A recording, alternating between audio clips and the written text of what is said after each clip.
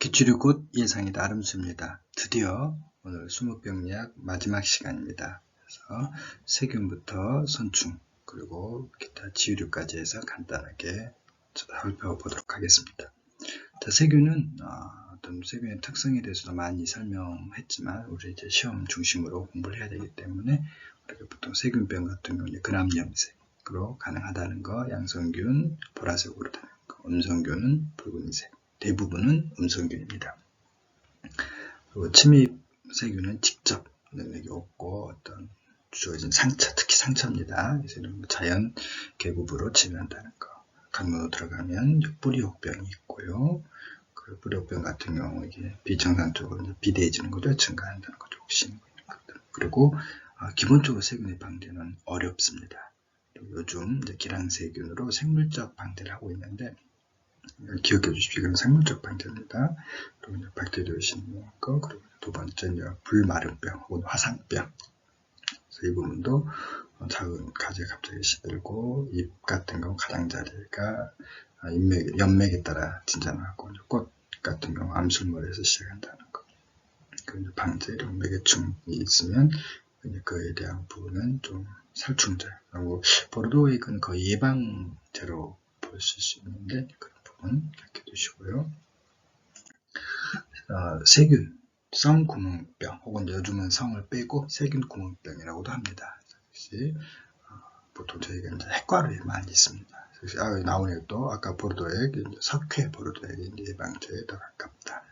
이런 부분. 그리고 이제 저는 농용 항생제 자세히 설명 안 했는데 이것도 한번 기억해도 아까 기랑 항생제 좀 비슷한 그런 내용이니까 그냥 주십시오.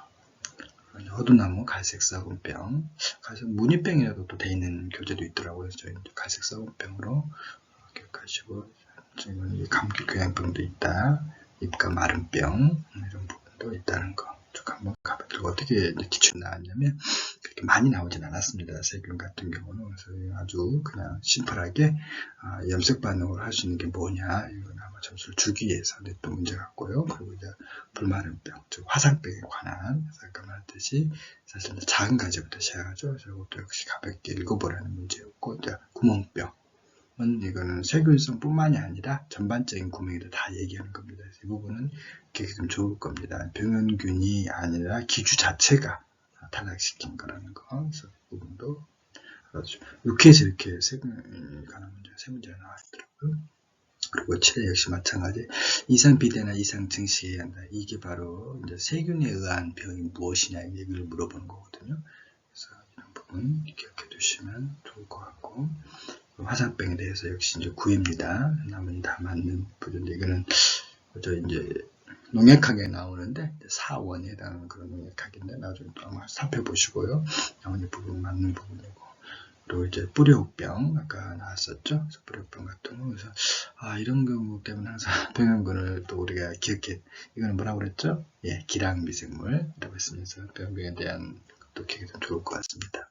그리고 이제 파이토 플라스마 세균보다 더 작은, 그래서 살펴볼 게 없다는 거 이렇게 두시고, 역시 절대기생체죠. 순환물 기생성, 사부 체간에만 존재한다는 것도 한번 읽어보시고, 그래서 결국 이 원리는 작동 기제라고 해야 될까요? 역시 이제 잎에서 뿌리로 에너지 조정 이동 방해한다는 거죠.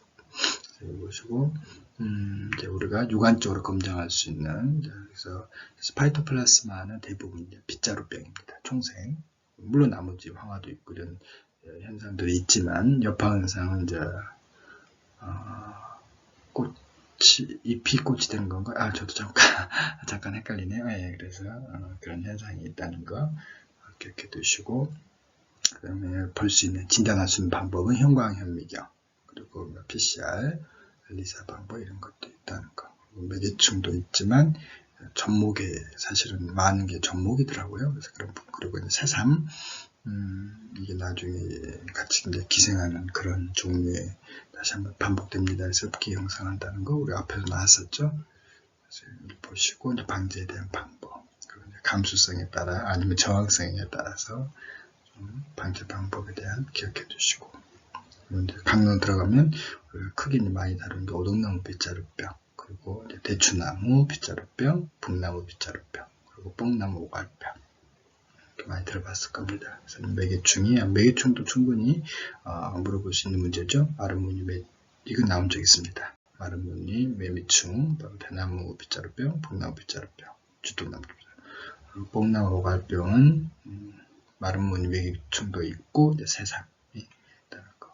그리고 오등나무 빗자루도 이렇게 노린재 종류와 오등나무 매미충. 거 꼭 기억해 주십시오. 그리고 이제 선충. 묶어 자겠습니다. 페토플라스마 선충 뒤에서 마찬가지 선충도 전부 해당되는 그리고 이게 이제 좀 나온 적은 없지만 사회 탈피하는데 이제 아래에서는 이령유충이 부화해서 나온다는 거. 그다음에 지상부보다는 대부분 이제 지하부를 가해야 하는 건데 지상부는 우리 소나무 재선충병 알고 계시죠? 그리고 야자나무 시드름병이 있다는 거. 대부분은 이제 지하부입니다. 그리고 강로는 이제 지하부로 뿌리옥선충, 그리고 뿌리썩이선충, 그리고 토막뿌리병. 이게 지금 기출에 나온 게 고착성 내부냐, 이주성 내부냐 이렇게 나온 적이 있습니다. 그래서 꼭 기억해 두셔야 할 것 같고, 토막뿌리병 같은 경우도 이제 아직 나온 적은 없지만 장선충이냐, 궁침선충이냐, 그리고 이건 외부 기생성입니다. 그래서 외부 토막뿌리병 같은 경우는 구분할 수 있는 내부 기생성에는 고착성, 이주성이 또 구분되고 외부 기생성이 있고 그런 부분이 있고. 근데 사실 선충 같은 경우는 대부분 이렇게 토양에서 많이 있기 때문에 식균성 토양선충도 있다는 거. 근데 방제는 이런 방법. 토양 중심이다 보니까 토양을 소독한다든지 죄송합니다. 오타였네요. 그거 보시고. 바이러스 같은 경우는 이제 살아있는 세포 내에서만 증식하고, 그리고 바이러스 같은 경우도 우리 앞에서 했었는데 어떤 진단 방법은 이제 투과형 전자현미경, 효소 결합 항체법, 역시 PCR, RNA, dsRNA 추출한다는 거. 방제 방법, 강론은 퍼플로 모자이크병, 그리고 장미 모자이크병, 번나무, 번개무늬병이 있다는 거. 역시 다시 한번 꼭 정리하십시오. 기출 어떻게 되어 있었냐? 그래서 뿌리썩이 선충이죠. 그래서 아까 말씀드렸죠. 이게 고착성이냐, 이주성이냐 이걸 물어본다 했잖아요. 내부 기생성은 맞는데 고착성이냐, 이주성이냐 이런 거 기억해 주시면 좋을 것 같고, 다음 이제 소나무 재선충은 이건 너무 좀 재밌긴 했죠. 소나무 하늘소가 아니라 이제 정말 이거 순간 당황해서 맞는 걸로 할 수도 있습니다. 우리가 그래서 그런 부분 이런 걸 페이크라고 그러는데 시험에 전형적인 문제. 나머지는 여기서 아까 이미 앞에서 했던 녹병균이라든지 또 어떤 플라스마 파이프 플라스마 병에 관한 것도 나와 있는데 이제 답이 1번이기 때문에 이제 제가 여기서 다뤘는데 꼭 그 부분에 대해서도 기억을 해주시면 될 것 같습니다. 그런데 세포벽이 없다. 좀 전에 했었죠? 세포벽이 없는 거에서 이제 살펴보는 거니까, 이제 이게 어떠한 게 맞다는 것을 이제 고르는 거죠. 그래서, 우리가 보통 겨우살이 같은 경우는 뒤에 나오겠죠. 그건 세포벽이 있는 거고, 어떤 식물입니다. 겨우살 자체는. 그리고 소나무 재선충은 선충이죠. 세포벽이 없고, 대추나무 빗자루병균도 없고, 좀 전에 봤었죠. 그 다음에 번나무 번개무늬병도 없고, 그래서 그런 묻는 문제 보시기 바라고. 역시 아까 나왔었죠. 그래서 마름무늬 매미충이 북나무 빗자루병, 쥐똥나무 빗자루병 있었죠. 그래서 그 기억하는가 물어보는 문제입니다. 꼭 기억해 두시고, 그리고 이제 월동 장소 같은 경우 사실 대추나무 빗자루병 같은 경우 보통 이제 뿌리 쪽에 있다가 월동에서 다시 올라오거든요. 그래서 이게 잘못된 보기라는 거. 나머지 다 맞으니까 꼭 말씀드렸죠. 맞는 보기도 잘 기억해 두시라고 했습니다. 또 어떻게 문제가 나올지 모르니까.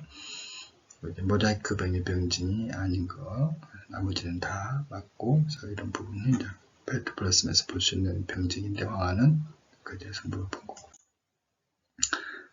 이제 마지막으로 이제 종자식물 아까 있었죠. 새삼도 종자식물에 속하겠죠. 그래서 겨우살이 주로 그래서 진정교우살이는 활렵수 반기생성이라는 거, 난쟁이 교우살이는 침엽수 중심으로 전기생성이고, 아까 흡기형성도 나왔었고, 이제 새삼에 관한 부분.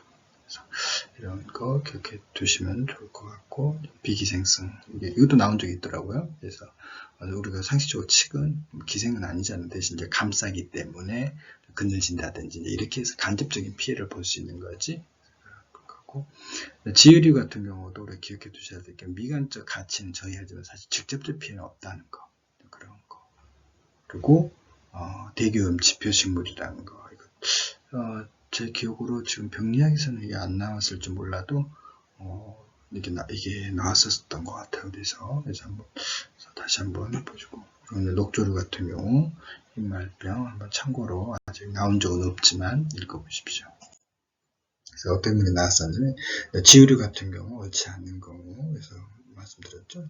피해를 주는 건 아니라고. 수목에 전혀 미관상 좋지 않고 이런 이유는 있지만 피해를 주는 건 아니기 때문에 사실 공생체 개념이 더 가깝죠. 그래서 주로 남조류 공생한다는 거 기억해 두시고, 그리고 이제 아까 종자식물에서 기생성은 보통 새삼, 겨우살이 이런 종류고, 이제 칡 같은 경우는 마늘풀 같은 경우는 기생은 아니죠.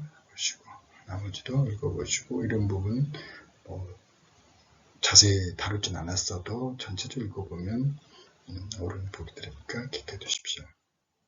그리고 여기는 제가 좀 어디에 넣지 못해서 빠뜨렸던 문제거든요. 그래서 좀 애매해서 제가 빠뜨렸던 문제인데, 그래서 그래도 한번 살펴보시고 상처에 대해 보통 한 70% 에탄올에 소독한다고 나와 있더라고요. 100%가 좋을 것 같지만 실질적으로 100%보다는 오히려 70%좀 좋다는 거. 나머지는 맞는 법이고. 그러면 외생균근이 이제 내생균근과 구분해서 물어본 건데, 역시 그것도 저는 이제 다른 블로그나 네이버에서는 찾아왔는데 저희 교재에서는 제가 없어서 제가 넣지를 못했던, 사실 이게 곰팡이 나올 때 구분하잖아요. 잔황균, 담자균 구분할 때 균군도 사실 균군으로 내생균균이냐, 이거는 이제 내생균균의 특징이거든요. 그 얘기는 외생균군에 대한 제가 필기를 못해서 쳐놓지 못했습니다. 그리고 21번 이 문제 제가 누락시킨 겁니다. 사실 그 줄기하고 마른병 할 때 거기서 다뤘던 문제인데, 이거는 회양목 입마른병이 경계가 뚜렷하지 않거든요. 그래서 그 부분 제가 깜빡 빠뜨렸던 것 같더라고요. 그리고 8회 14번 문제는 모두 정답 처리했습니다. 그래서 여러분들은 사실 전체적으로 읽어보시면 될 것 같은 그런 폭입니다. 이렇게 해서 드디어 수목병리학을 다 마무리를 했습니다. 이제 상당히 속도가 늦었지만 이제 서둘러서 순서대로 진행하도록 하겠습니다. 다음 시간에는 수목, 해충학, 그리고 생리학 이런 순서대로 해서 최대한 빨리 마무리 지을 수 있도록 하겠습니다. 고맙습니다. 수목 해충학으로 만나겠습니다.